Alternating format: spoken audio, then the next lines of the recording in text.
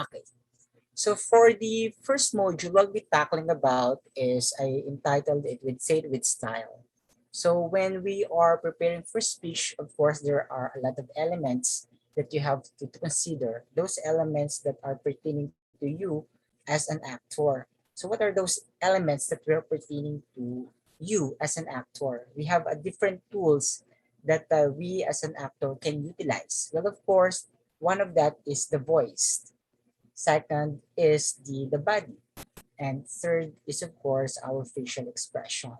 So those are the three important tools that an actor must develop in order for him to be an effective actor, especially in theater.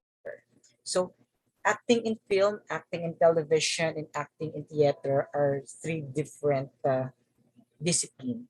So even acting in a commercial is a different discipline. So if you are a good actor, let's say in a TV commercial, so more likely the approach if you will not be acting in TV and film will be different.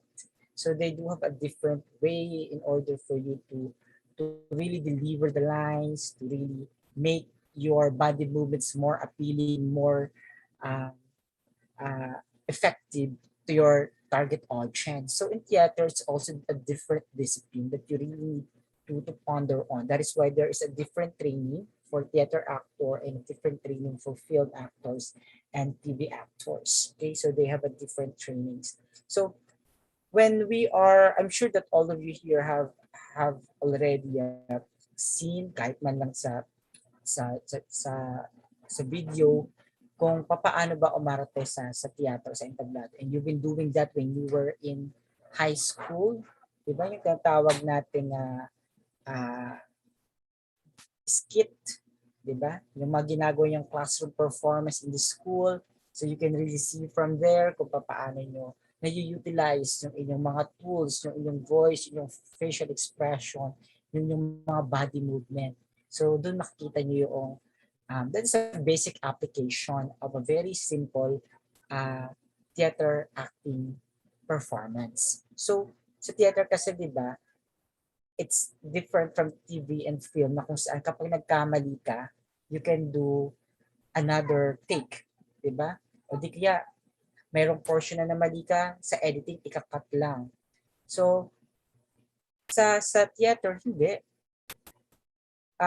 Dire-diretso mo siyang pinapalabas, dire-diretso mo siyang piniperform, dire-diretso yun. Kung 1 hour yun, 1 hour ka nagpa-perform, and there's no room for mistake. Which is unlike with sa TV ka o sa pelikula ka, pag magkamali ka man, meron tayong tinatawag na cure, ini-edit out na lang yon or irritate mo na lang ulit. So, napaka mahirap na disiplina ang kailangan sa pag-aarte sa teatro. Kasi you have to memorize a very long line. And kapag 1 hour yung play ninyo, I think mahina ang isang buwang preparasyon for that. Sa amin na nga lang, sa short and sweet play namin, whenever we are competing in a competition, when we are representing URS, it took us more than a month in order for us to really master kung paano namin malilinis pa yung mga dapat linisin, because you only have a one moment chance in order for you to really convince yung mga audience once you are now already performing. And since that is a competition on part of that regional culture and the arts competition, talagang kailangang preparado ka. Okay? So, dito sa ating discussion, ay bibigyan ko kayo ng konting hint sa mga tools na nabanggit ko. Sa tools na sa boses, sa facial expression, and even the body movement. Okay? So, where are we? Ayan. Oops. Okay. So before we move on, let's take note of Dr. Mardi Groth's mentions. Sabi niya, words have incredible power. They can make people's heart soar, or they can make people's heart soar. Soar and soar. Okay, so it's the same thing with how we deliver the lines our um, in our theater performances. Diba? Yung mga sinasabi natin doon sa ating mga performances, mga lines na dinideliver natin can make heart soar, ibig sabihin to uplift the heart, or it can make the heart soar or to feel the pain in the heart. Okay, that's how powerful theater performance is. It can break a person's heart, or it can make someone's happy, someone's delighted. Okay, so yun naman kasi yung goal din natin. So in order for us to attain that, there's really a need for us as a theater actor to really need to learn the fundamentals of improving our voice, our body movement, and our facial expression. Okay, so oftentimes we have this predicament when we are presenting in front of the car, in front of the crowd. Okay, so we have this problem with kinakabahan tayo kapag nagsasalitan tayo sa harap ng tao. Iniisip natin how we're going to deliver the line, especially if you're now in front of the huge crowd. And you are very much particular. Ano kaya iniisip ng mga nakikinig sa akin? Na gustong kaya nila yung delivery ko. So those are common predicaments ng mga nagpe-perform in front. Kahit nga magsalita ka nga lang sa harapan, di ba? You have that kind of the same predicament. Okay? So one of the most powerful instruments that you can use to capture people's attention is of course your voice. Another instrument is your posture when delivering speech. The voice and the speech should really work hand in hand. Plus the facial expression should work hand in hand in order for you to really express the right emotion that you really need to deliver. Medyo may pagka-exaggerated kasi talaga yung pagpe-perform nga, di ba, sa stage. Kasi doon, wala namang gumagamit before, wala talagang gumagamit ng microphone, wala namang lapel. So you really need to project your voice in order for you to reach the last person at the last seat. That's your challenge. So if your movement is only just, let's say, sa television, kapag umiiyak ka, okay na yung simpleng iyak lang na mo lang yung mukha mo. Kasi meron namang camera, i-zoom in lang yung camera sa mukha mo, makikita na yung facial expression mo. Pero sa teatro, hindi. Kailangan mo exage yung kailangan mo lakan yung bibig mo, lalakan mo yung bibig mo, o lalakan yung mata mo, lalakan yung mata mo. Okay? In order for you to reach the last person at the last seat, pati yung boses mo, kailangan mo rin laksan, of course. Okay? Kasi in our experience when we're performing on stage, talagang training nila na laksan yung boses nila in order for them to sound good doon sa audience. Okay? Kasi very challenging talaga yung part na yun. Before, during the time of Shakespeare, wala pa namang microphone, di ba? Talagang yung mga tao doon is nag-deliver lamang ng malakas na boses. During the time of Aeschylus, during the time when they are performing yung Oedipus Rex, yung the time of the Greek period, open space.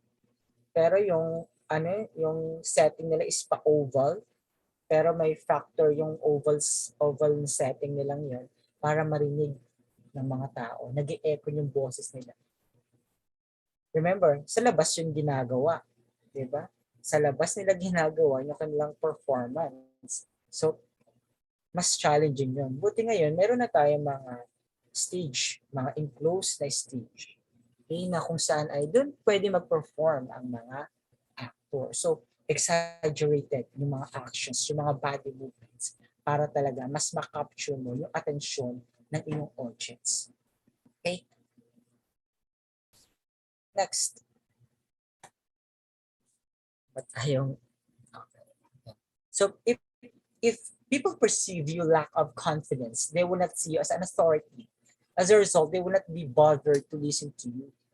Okay, so if you're an actor, you really need to stand on a stage as if you really the authority, that you should capture their attention. Makinig kayo sa akin. Kumbaga, di ba, kapag may mga taong hindi nakikinig sa inyo, ang ginagawa nyo, sinisigawan ninyo. Parang the same manner as if you are presenting on stage wherein you project your voice, you have a very wide movement in order for you to get the attention of the person. Okay? Ini-exaggerate mo. Ganun kasi talaga dapat sa pagtateatro. Okay. Now, letting the body mirror your message. So how are you going to mirror the message on your body? Okay? So, kung ano yung sinasabi mo, yun yung dapat yung pinapakita mo, as simple as that. Kami, ang ginagawa namin, kapag nahihirapan na talaga yung actor na paano nyo ba i-delay pa, paano ba ang pagkilos niya, kino-choreograph ko na. Ganito ang gawin mo. Okay? Kapag sinabi mo tong line na to, ganito ang movement ng kamay mo. Kapag sasabihin mo na tong line na to, ganyan ang ikot mo. So, kino-choreograph mo na siya. Okay? Para talagang maging smooth na yung delivery. So, kailangan rin talagang maging creative kayo doon sa pagsasabihin mo, ayoko na sa'yo. Pag sabi mo, ayoko na sa'yo, yung simpleng ayoko na sa'yo, sa film, sa TV, okay yun. Pero kapag sa teatro, papaano mo ngayon ipapakita na, ayoko na sa'yo, lalakan mo yung movement mo. Pwede mo laki yung mata mo o ano. Diba? So sabi ko, kapag sasabihin mo yun sa'yo, itaas mo na kamay mo. Pag sabi mo, ayoko na, lakayin mo mata mo. Okay? So ganun yung sinasabi ko sa inyo na may pagkakataon talaga na ginagawa namin yun at madalas namin ginagawa yun dahil gusto namin mas maging polished yung kanilang body movement na yung sinasabi talaga nila is actually reflected on the way they actually reflected on the lines that they are delivering. Okay? So may sinasabi tayo na there is an adage that says communication is always 7% verbal and 93% nonverbal, which is true. Okay? When you speak in front of the crowd, your listeners judge you and your message based on what they see as well as on what they hear. So basic principle of communication yan. So your body is a very effective tool for putting emphasis to your words. Okay? It also serves as your most powerful instrument for convincing an audience of your genuineness, sincerity, earnestness, and enthusiasm. However, if your nonverbal actions do not accord with your verbal message, your actions can defeat your words. Okay? So, meron kaming ginawa dati na isang nag-perform yung, kasi meron kami before theater organization akong binuo sa Untitled Campus. Ang very solemn yung script na ginawa ko. And I think it's very difficult to make it exaggerated kasi ang boses nila dapat pa-tone down lang. Pero that's a very challenging one. So, ang ginawa namin, linaro namin yung body movement. Kasi ang eksena nandun lang sila sa nandun lang sila sa lamppost. Nandun lang sila nag-uusap, nakatayo lang talaga sila ron. Nagkakwentuhan lang sila. Ngayon, pag ganun lang ng ganun, it's boring. Talagang boring tingnan. Kahit ako yung nagsulat doon, sabi, ang boring niya kapag iano mo na siya on stage. So, kailangan namin baliin. So, ginawa namin, tulungan kami, kinoreograph talaga namin yung tamang kilos. Yung para hindi yung lagi na lang kayong magkadikit dyan. So, may move forward, may move backward, minmaximize namin yung space para talagang mabalik yung monotony. Okay, may magkakataon kasi talagang kailang baliin yung monotony doon. Okay, so hindi kasi namin na-record yun. Sayang kung na-record namin. But I have an example that I can show you on that, how we break the monotony. Okay, so next.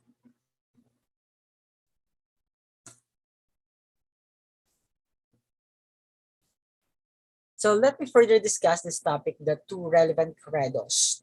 So first, effective speech delivery involves the whole person. And the second credo is that physical actions speak louder than words. That's the first one.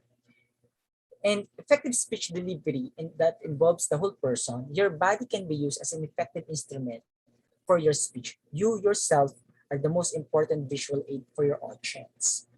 Pag lumalaban kami sa short and sweet play competition, ang laging guidelines doon is wala kayong backdrop. Hindi kami nagpa-backdrop. Talagang kung ano lang yun nandoon, yun yung yun na yun. Kung bare yung stage, bare lang talaga yung stage. So meron na kami mga hand props na ginagala. Ganun lang. So pero yung visual aid na ginagamit, ikaw mismo, sarili mo mismo. Ikaw mismo yung dapat na nandoon, ikaw yung magpe-present. Kasi ikaw naman yung actor. So, ikaw yung magdadala doon sa kwento. Kasi, naniniwala ako that even a simple story, even a good story will not be an effective theater performance if the actor himself or herself will not be able to give justice to what he or she is performing. Useless. Pero may mga simpleng kwento na dahil nabibigyan ng magandang delivery ng actor, nagiging maganda yung presentasyon. So, as a speaker, you can reinforce your verbal message effectively through overall appearance that includes the eye contact, the facial expression, the proper speaking posture, the gesture, and the body movements. Yung mga yan, i-discuss natin yan later on. So, yung mga tamang paggalaw sa stage. So, saan ba dapat kikilos? Hindi ka magmukhang off-stage. Yung tamang pag-ikot. Nire-rehearse din yan. Hindi lang dapat basta kayo ikot dyan. Yung tamang blockings. Inaan rin yan. Nire-rehearse din yan. So, saan ka dapat pupunta kapag ito na yung eksena. Nire-rehearse din yan. So, lagi at laging may mga tinitingnan mga espasyo doon sa stage na dapat ay ma-maximize at maayos na hindi magbumukhang nagkukumpugang kayong mga atom doon sa isang entablado.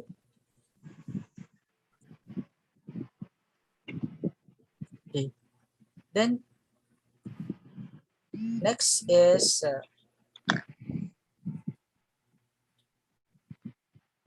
if we are using our voice, if our body to connect to our audience are now using their eyes and ears as well as their instinct to determine whether you are sincere with your message, truly believe what you are saying, interested in and caring about your audience, and confident and in control of the situation.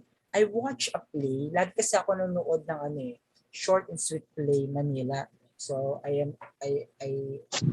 my friend is always inviting me to watch that. Before the pandemic came, nakapanood ako noong 2019. Okay. Yung napanood ko noong 2018 doon sa Short and Sweet Play Manila, it was directed by my friend. Alam mo, ang actor lang doon isa. Isang babae, isang actor lang na nakaposes siya. And ang kausap niya lang din is a voice over. So, sabi ko, it's a very challenging script kasi monologue siya. Papaano, at yung mga kasama niya talagang jump pack sa dami ng mga artista siya. Isa lang yung actor doon. So, kailangan mong makinig ng maigi doon sa dinideliver niyang lines para malaman mo yung buong eksena. Kasi merong ibang maraming mga theater performance na by just merely watching the body movement, the choreography, the blockings on stage, you will be able to determine the interactions among the actors. You will be able to capture or to determine ano ba yung kwento. Pero siya hindi. Isa lang siya ron na nagmamonologue, na nakaposes lang siya, na may kausap lang siyang nagvo-voice over doon. Yun yung kausap niya kunwari. Para kasi siyang machine. Machine yung kausap niya doon. So nakamonologue lang siya. Pag hindi mo papakinggan ng maigi, talagang hindi mo masusundan yung kwento.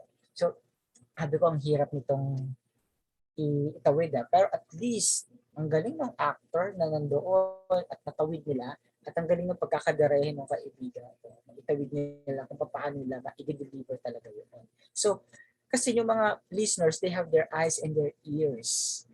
And sa ganung eksena na iisa ka lang at nag-monologue ka lang, how are you going to sustain their attention by sustaining na nakatuon sila sa iyo at nakikinig ka sa kwento mo? How are you going to sustain that? So it's a very challenging one. So, pero I really do appreciate kung paano nila ginawa ng paraan yung exam. Ganun din dapat kapag mag-monologue na kayo, lalo pat mag-isa ka lang doon na nagsasalita. So, gagawin mo ng paraan na hindi siya magmumukhang monotonous. Kasi pag nagmukhang monotonous, iba kasi di ba yung tunog monotonous yung walang variation ng boses. Pero meron din tayong tinatawag na mukhang monotonous. Ibig sabihin, hindi mo makita yung variations. Kahit monologue yan, hindi mo makita yung variations sa ginagawa niya. So, it's a uh, very challenging one to to to maximize, di ba? So, suppose you see a speaker staggers to lectern, then he shuffles his notes or her notes, clears his or her throat, tries to avoid looking at the audience. Ayan. Di ba kapag ganun naman ginagawa natin, we try to avoid audience. Kasi hindi na tayo nakapag-eye contact sa kanila. Okay? Then,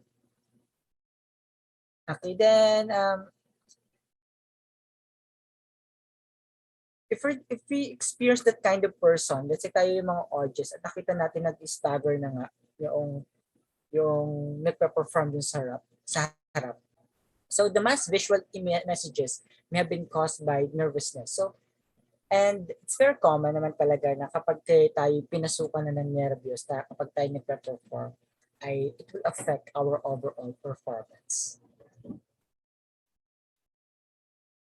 So the next time you deliver your speech, be mindful of the following, or when your performance stage, you should be mindful of the following. So first, have a proper speaking posture. So your body is the visual representation of your speech. Improper speaking posture can make or break you as an effective speaker. So when we talk of improper speaking posture, ito yung nakaganyan ka, nakatayo ka, then nakatungkod kang ganyan habang nag-deliver ka ng line. So, if you're not yet delivering, at nakita nila nakaganyan ka na, the impression of your audience is that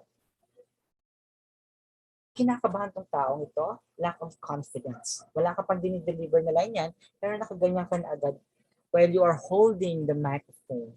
That suggests that, okay, this person is probably nervous. This person must be probably a lack of confidence.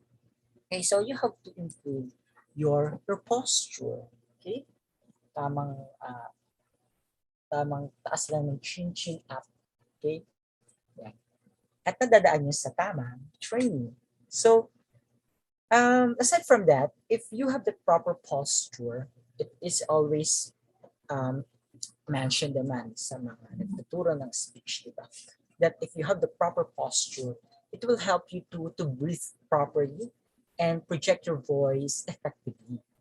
And make sure that both of your feet are planted firmly on the ground and your shoulders are square.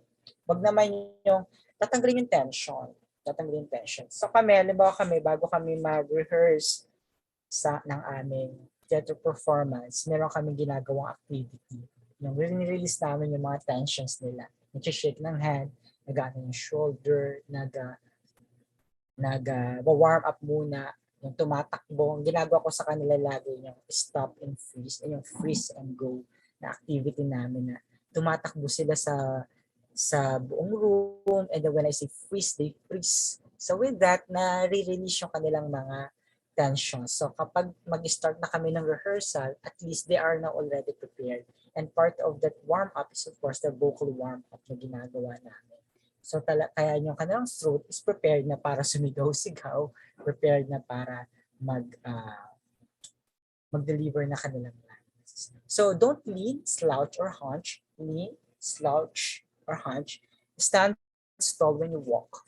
So when you're walking now on stage, you really need to show confidence. Unless otherwise, the character that you're portraying is my weak personality, then do so. But if your character does not project that kind of uh, that kind of characterization, then pag-aralan mo kung paano mo mapapakita kung ano ba yung tamang postura para doon sa character. Okay? Then, next, the gesture helps you reinforce your words, your hand movements. Diba ako sanay akong gumamit ng mga kamay. Kasi kapag hindi ko ginagalaw yung kamay ko as I speak, as I discuss in the class, feeling ko I am restrained. Parang hindi ko magalang yung mga nerve cells ko. I have that kind of habit. That's why whenever I'm talking, I really need to move my hands. Okay? And your hands are effective tools for imparting your message. Gestures can suggest very precise meaning to audience. So let's say you're delivering a speech and you would like to emphasize something, then you would be, let's say, ginagato nyo diba yung kamay ninyo o ginagato nyo yung mga kamay. And if you will notice, yung mga politicians, when they're delivering their speech during the meeting, they advance, they have these different gestures wherein they punch their fist sa langit, nakaganyan sila, and then sometimes yung iba, di ba, let's say in Thailand, yung kanilang to show respect, they do this as they, before they end, diba, they do this gesture. So, tayo sa Philippines, hindi naman natin masyadong ginagawa yun. But we usually do some kind of hand movement like this, di ba? And we would like to emphasize, ginagawa natin, ginaganyan lang natin yung kamay natin, ginaganyan yung kamay natin. Or, what else? Yung mga, let's say, when we would like to emphasize na hindi yun yung gusto natin, ginagaba natin yung kamay natin, yung palm natin na ganyan. So, our hand movements have their own meaning. Okay? So, gesture reflect not only the speaker's message, but also reflects the personality of the speaker. Okay? Next, don't keep your hands to yourself.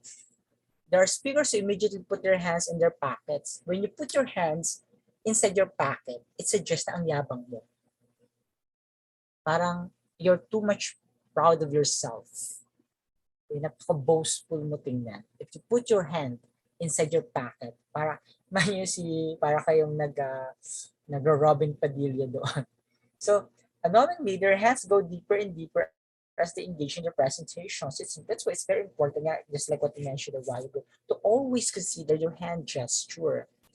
So, when they need to use their hands to make a gesture to emphasize a point, they find their hand deep in their pocket that they have difficulty getting it out. So do not make it a habit.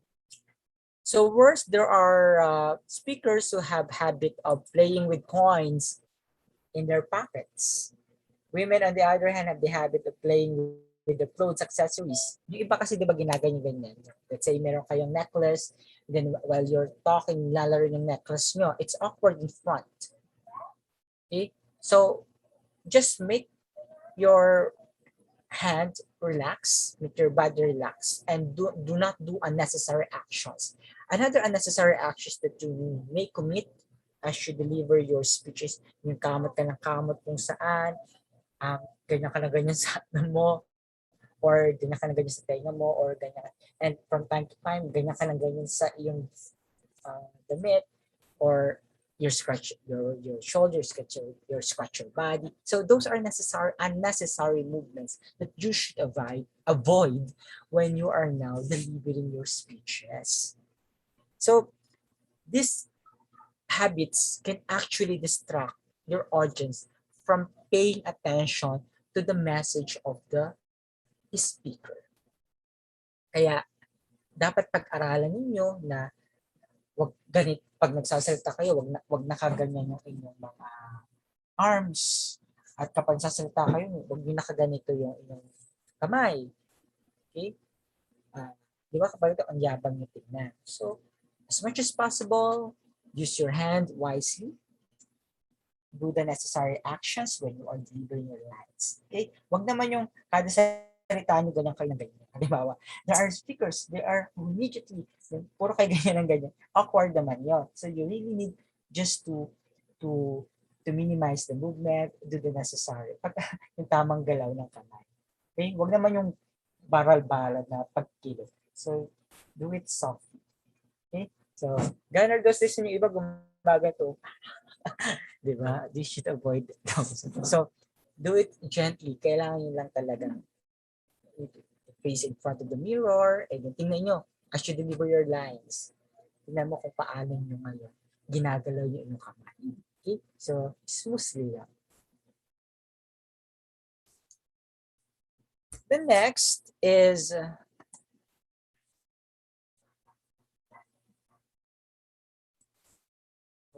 ayun gumay. The next is the walking patterns. Ito ay pertaining to delivering a speech sa kapag kayo meron ka delivering speech sa walking patterns. So when we talk of walking patterns, kapag kayo ay nasa rostrum lang, of course, it's not advisable na ikot-ikot ka dyan sa rostrum, di ba? May rostrum na eh. You have to rest there. Diyan ka lang.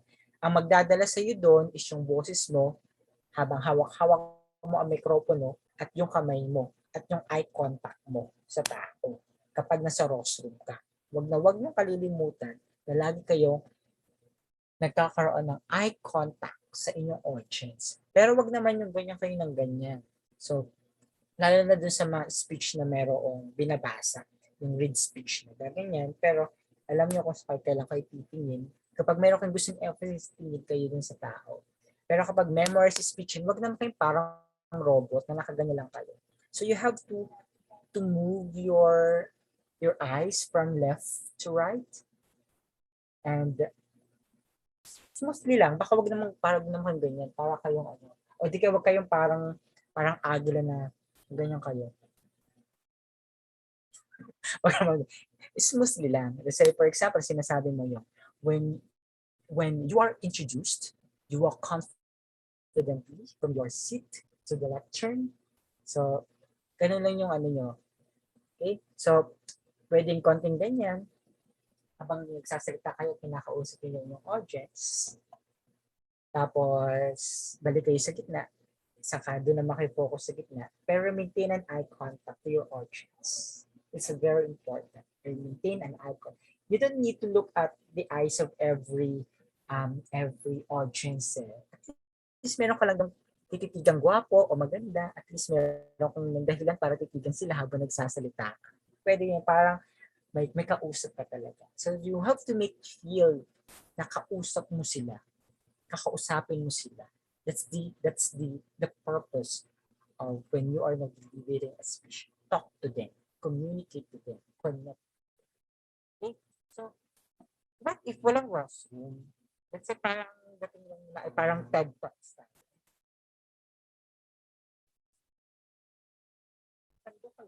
Tayo ka lang doon sa speech. Engage with you kahit wala kang Q&A portion sa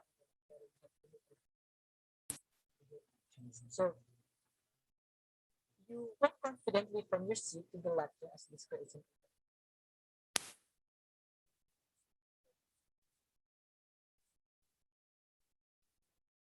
sa tinutukoy natin, it's not the visual aids na tinutukoy natin sa pag tayo natuturo. It's pertaining to you as a person. Kaya yung visual aids. Your home position is front and center. Your home position is front and center. The other two positions are the right position and the left position. So how are these three positions important? So the proper use of these three positions prevents you from favoring one side of the crowd as everyone is part of the audience. So wag kayong, let's say, from your home position, magpa 5 steps kayo or 10 steps. Huwag naman ganun. As much as possible, you just move 1 step right or 2 steps right or 1 step forward or 1 step sideward. Yung mga ganun lang. So, do not move backward.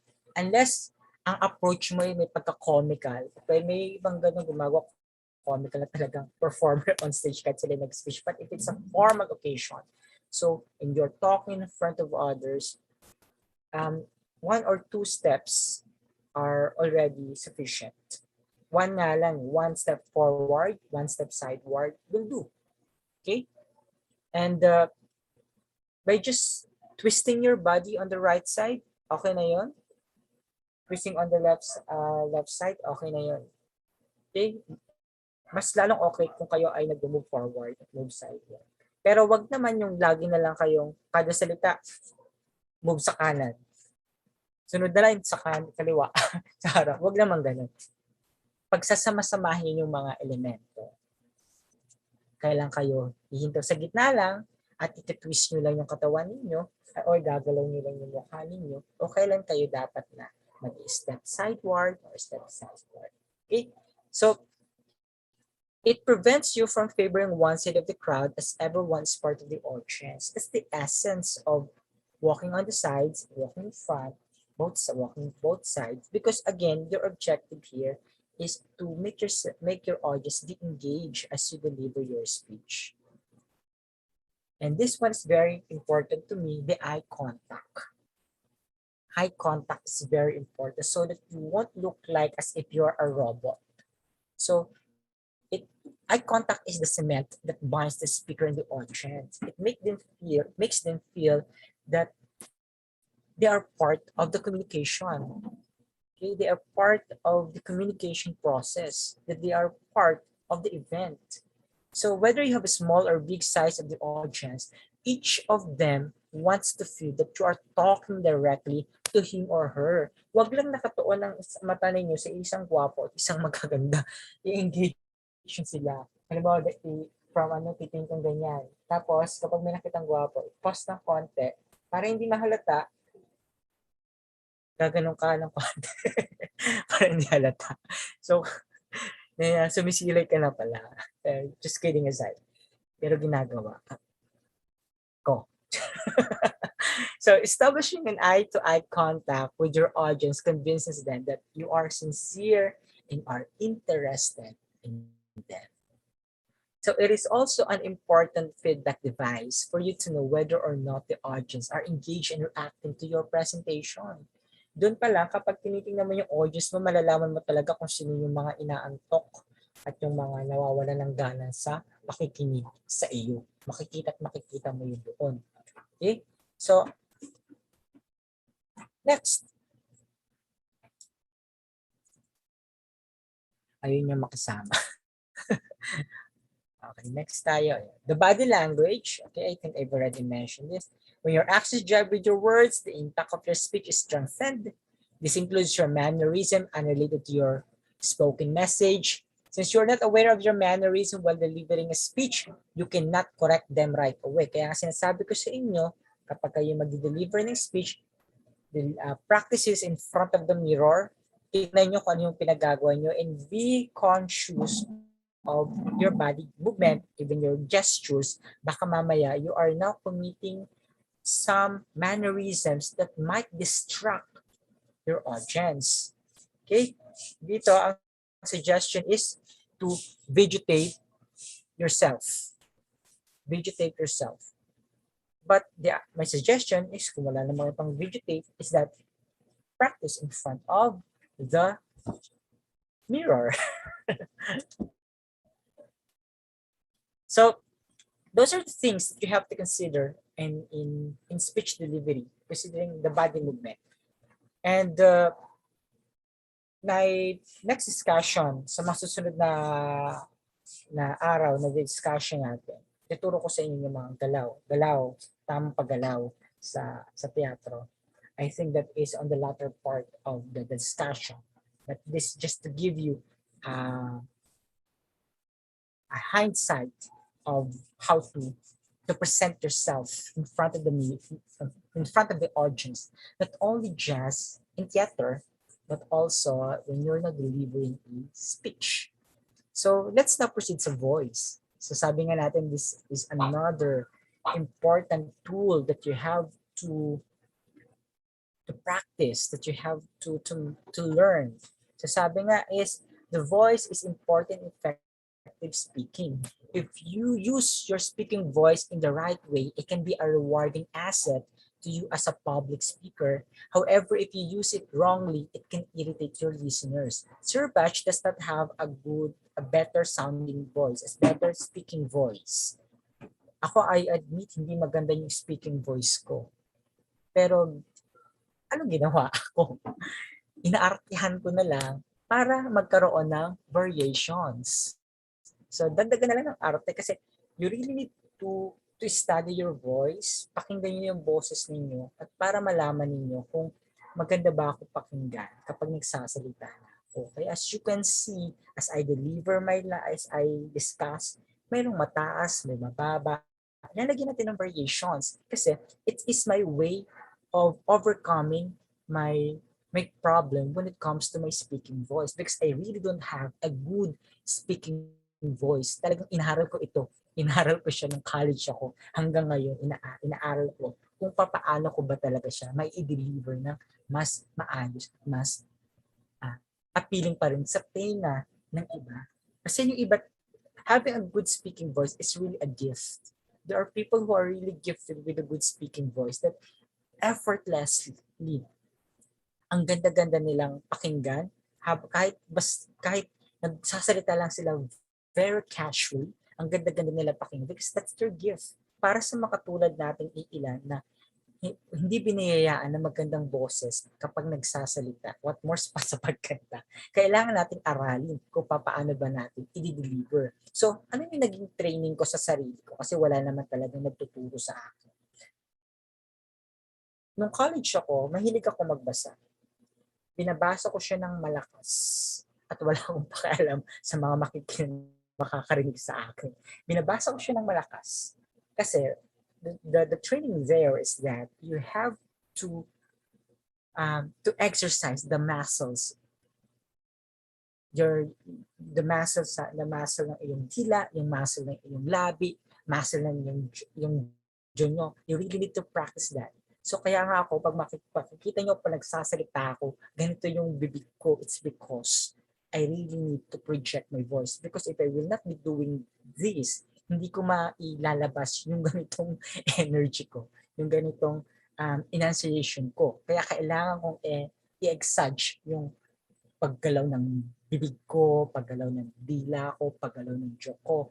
Yun yung ginawa kong training sa sarili ko para mas ma-deliver ko ng maayos yung sinasabi ko. So, talagang ang tigas ng dila niyan, ang tigas ng labi na yan, na kailangan mo talagang practicing sa pagbabasa ng malakas para lang talagang malumambot siya.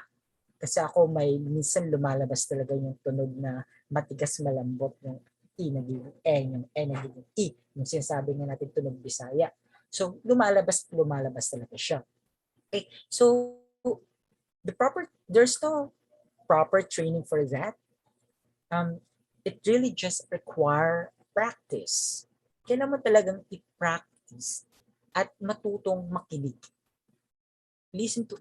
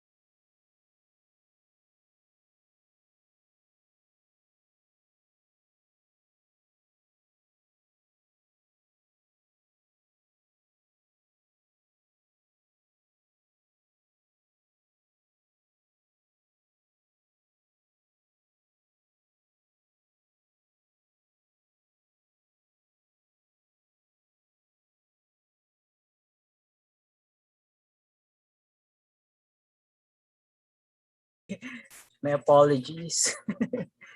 Nawala ng internet. Anyway. Buti dire-diretso yung live streaming, oh. Hindi siya naputol. Narinig ba ako? Yes, Yes, sir. Okay, thank you. Where are we na ba?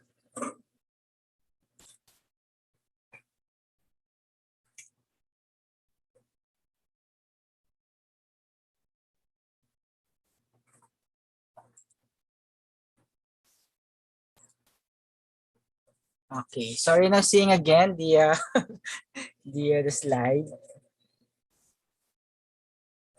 Yes po. Okay, thank you. So again, just like what I mentioned to you, na nawala tuloy ako sa composure. Well, anyway, so we will be just continuing the discussion. So we're now on as a voice. Okay, so let's continue. So again, when we talk of voice, voice is sound produced by the vibration of the vocal cords, while speech is the voice. So this is the difference between the voice and then the speech. Okay, so when we talk of the voice, it is the sound produced by the vibration of the vocal cords. So the one that you're hearing from me, the sound that you're hearing from me is the voice. While when we talk of the speech is the voice and breath, shaped into words and tongue, lips, teeth, palate, and nasal passages. So when you are now forming words based on the movements of your articulators, when your articulators come in contact, it becomes a speech. So again, it's a difference between voice and speech. So later on in the next module, we'll be discussing about how sound was produced and how speech is produced. So pag-aaralan natin yung speech production. Okay? So pag-aaralan natin yung iba't ibang bahagi ng speech apparatus. Then voice as the oral representation of words is the chief indicator of the age, sex, and personality of the speaker. So although it does not always follow, kasi there are some people who are really gifted with their voice, diba? That although their voice sounds like this, although the person, let's say ang age niya ay matanda na, or let's say mga nasa ano na, ang ganda pa rin ng boses niya, parang boses bata, parang diba? May iba naman sex, diba? Lalaki pero boses babae, yan, parang pangarap ng iba. Yung iba naman boses babae pero boses lalaki, akala natin lalaki. So it's not always a determinant, but in general it can be considered, di ba? Alam natin kapag matanda na, di ba, when you are portraying a role ng isang matanda, talagang minomodulate yung boss. Ginaganon yung boss ninyo in order for you to sound like as if you're really an old woman or an old man. And if you are acting a role na kay bata, di ba? Dinilitan niyo yung boses niyo. Dinilitan niyo yung boses ninyo. So ginagawa niyo pa cute ang boses ninyo. So in terms of personality, if you are a person na laging galit, talagang malakas yung boses. If a person is parang ako, sweet lang, patwitas, pag ganyan, so pabebe lang yung boses. So it reflects your personality. Kapag ang role na ginagampanan nyo ay maestrang masungit, so dapat mapakita mo doon, maparinig mo doon sa boses mo na ikaw talaga ay masungit. Okay? So kaya sa theater, factor ang boses. Kung ano yung role na ginagampanan mo, dapat makita namin doon sa boses pa lang. So it is also the expression of the speaker's mental and emotional states. Kapag malungkot, dapat malungkot din ang boses mo. Kapag masaya, dapat masaya rin yung boses mo. Okay? Kapag galit ka, galit din dapat ang boses mo. So dapat nagmamanifest yung lines na dinideliver mo doon sa boses mo. Diba? May iba naman nagdi-deliver, pag umiiyak, iyak ng iyak, wala ka na marinig, puro hagulhol na, hindi mo na marinig yung lines. Which is a no-no. So for this reason, there's a need to understand some aspect of the voice if it will be used effectively for thought expression. Sa susunod na module din, pag-aaralan natin yung tamang pagpapronounce ng mga words, yung mga technique na dapat tingnan natin, kung saan ba dapat magbabagsak yung stress para guide natin yan when it comes to pronunciation. So, ano ba yung tamang tempo sa pagpapronounce ng mga ganitong lines, tamang tempo sa tamang pag-deliver ng ganitong words. So, pag-aaralan din natin yun. So therefore, a good speaking voice should be balanced between the extremes of volume, pitch, and rate while having a pleasant sound quality. Meron iba talaga no kapag nagsasalita, ang sakit-sakit sa tenga. Yung sinasabi natin, ano ba naman yung boses mo? Para kang boses lata. Yung iba naman, boses P. Yung biro nila, ano ka, para kang boses P. Diba? Merong mga ibang ganun. Sabi ko, may tunog pala yung P kasi nila sinasabi yung boses P ka. Okay. So, ano ba yung pinagkaiba ng mga properties na yon? So, sa volume, pag sinabi natin volume, ito yung loudness and softness of the voice. Loudness or lakas at hina ng isang boses. So, the primary function of it is to make your words audible, which is a very important aspect if you are now performing on stage, that you should be audible to your audience. You should speak loudly enough to be heard, but not so loud as to shout to irritate the ears of listeners. Okay, so yun naman yung tamang titimplahin ninyo. Okay, the next. Pitch. Ito yung highness or lowness of the voice. Ito yung ginagawa ninyo, kung kayo singer, particular case of pitch. Ito yung tamang taas, tamang baba, yung parang high, high, pataas, high, very low. Para high, normal. May bilang kasi yun yung extra high, mataas. Kapag ikaw ay takot at takot, yung tiling-tilig ka na, extra high na yon. So kapag normal lang, ganitong boses, normal tone lang yun. Pero kapag malungkot ka, mababa yung boses mo. So yun yung pitch. So yung pitch, it actually reflects yung emotion. Kapag excited ka at takot na takot ka, mataas yung pitch mo. Kapag nasa casual conversation ka lang, nasa normal yung boses mo. Pero kapag halimbawa ay malungkot ka, down ka, ang baba ng boses mo. Okay, so nagmamanifest yun sa pitch na ginagamit mo.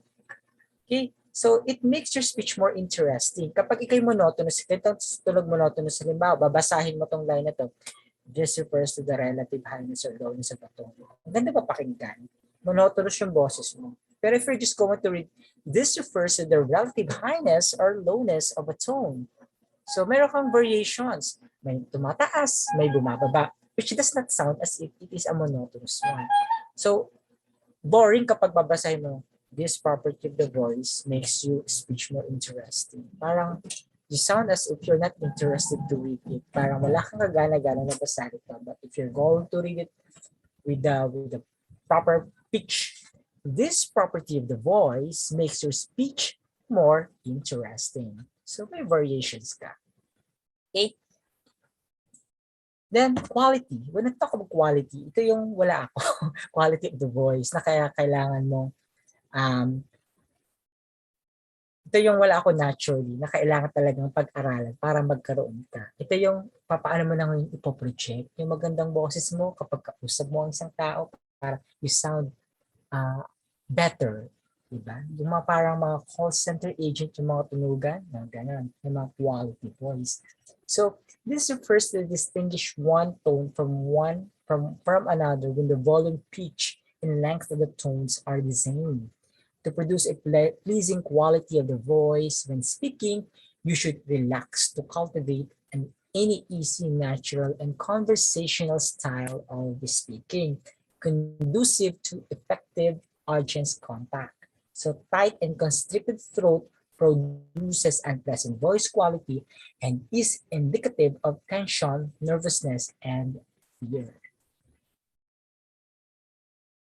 And when you talk of duration, the amount of words or the rate of words that you're speaking as you speak, if you're very much excited at gusto mo na talagang ikwento sa kaibigan mo lahat na gusto mong sabihin tungkol dun sa crush mo, ang bilis ng rate mo. Pero kapag malungkot ka,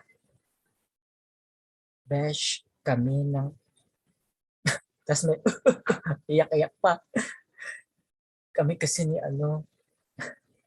wala na. 'Di ba?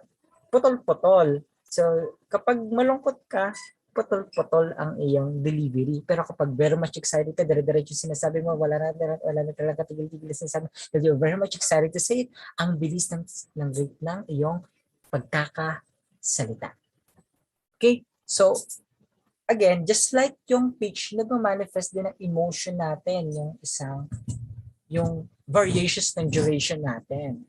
Diba? Yung mga pagkakataon naman na hindi naman siya for the purpose of expressing our emotion, but for the purpose of emphasis, for the purpose of guiding your listener for them to catch the message that you would like to say, just like what I am doing right now. I'm speaking word for word at hindi ko binibilis ang tamang tempo lang in order for my audience to point out what I really would like to give emphasis. Okay, so that's why the rate of speech depend on how fast the speaker thinks, how excited they are standing in front of the audience. So sa theater din meron din ganyan eh. Kasi di ba kapag ang role mo is yung excited na excited ka, syempre dapat bilis yung pagkakadeliver mo. Pero dapat clear ang sinasabi. Once in a while, you should use pauses, just like what I do a while ago. Once in a while, you should use pauses as effective aids in promoting interest in your speech. Let's say, for example, yung, who's calling Jenny? Who's calling Jenny? Who's calling Jenny? Pag sinabi mo yung, who's calling Jenny? Ngayon, may I ask sa inyo, based on just listening on that very basic example, the first one is, who's calling Jenny? Who's calling Jenny? Who's calling Jenny? Pareho ba sila? Anyone who would like to give their response? Who's calling Jenny? Who's calling Jenny? Pareho ba ng sinasabi? Anyone who would like to share your thoughts?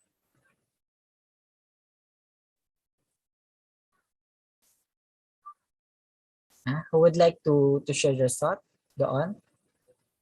Pareho ba lang sinasabi? Pareho ba lang naistukuyin yung pagkaka-deliver ko yung who's calling Jenny? Who's calling Jenny? Pareho ba lang sinasabi? Anyone who would like to answer? Yes, Jaisel. Good afternoon po, sir. Sir, for me, sir, it means ano po, different po.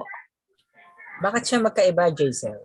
Kasi sir, from the first sentence po, who's calling Jenny, it's like the speaker is asking Jenny who is calling.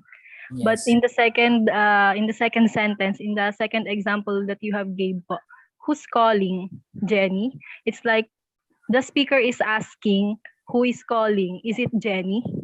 Yes. It's like that, sir. Ganun po yung ano ko, sir, observation ko po.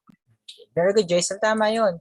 So, kaya yung pauses matters, di ba? Pauses matters. So, yung maling pagpa-pause pa lang natin ay can actually affect yung meaning ng sinasabi natin. So, ganun din sa kapag magde-deliver na kayo ng line sa theater.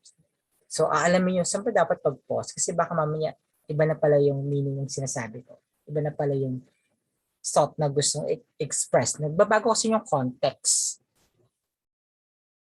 Okay? Then, next is, ayan, pauses can be used for the comprehension of the audience, just like what I mentioned. Okay, so I think that's it for